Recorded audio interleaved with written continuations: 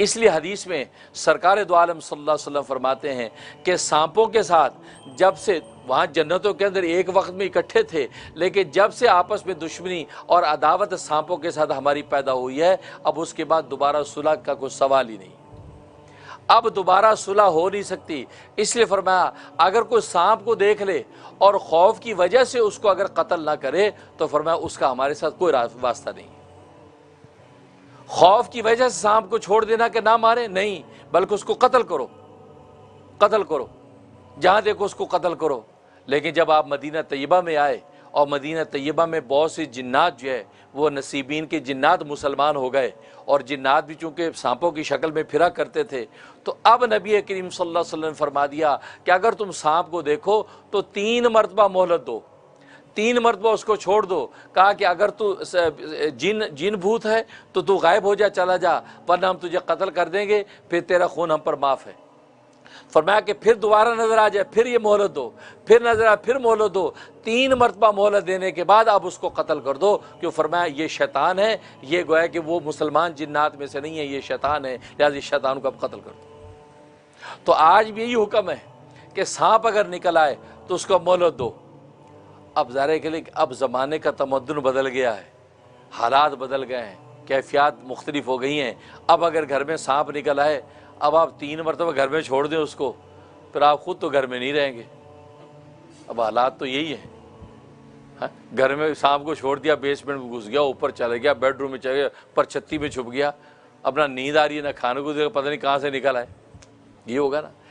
इसलिए उलमा ने लिखा है कि आज भी अगर सांप मिल जाए आप उसको उस वक्त छोड़े नहीं, उसी वक्त ये अल्फाज कह दें कि देख अगर तू को जिन भूत है तो गायब हो जा है, और अगर तू ना हुआ तो हम तुझे कत्ल कर देंगे और तेरा खून हम पर माफ़ है। ये कहकर आप उस पर हमला करें, ये कहकर हमला करें। अगर वाकई जिन्नात में से होगा तो गायब हो जाएगा और आप के ऊपर उसका कोई खून नहीं आएगा। लेकिन अगर वो उनमें से नहीं होगा, वो गायब नहीं होगा और वो कत्ल हो जाएगा, कत्ल हो जाएगा। और अगर जिन्नात में से हुआ और गायब ना हुआ और इस कहने के बाद कत्ल हो गया तो फिर भी आपसे खून हदर हो जाएगा, आप पर उसकी कोई जिम्मेदारी नहीं आएगी। इसलिए आपने बहुत से वाक़यात देखे सुने होंगे, और अल्लामा सयूती रहमतुल्लाह अलैह ने जब वो जिन्नात की तारीख़ जिन्नात के अंदर बड़े वाक़यात लिखे हैं कि बहुत से लोगों ने घरों में जिन्नात सांप को मार दिया, पता चला सांप को नहीं मारा था, वो किसी शैतान और जिन को मार दिया था, और जिन की सारी नस्लें जब उनको बर्बाद करने पर तुल गई। ऐसे वाक़यात हुए हैं।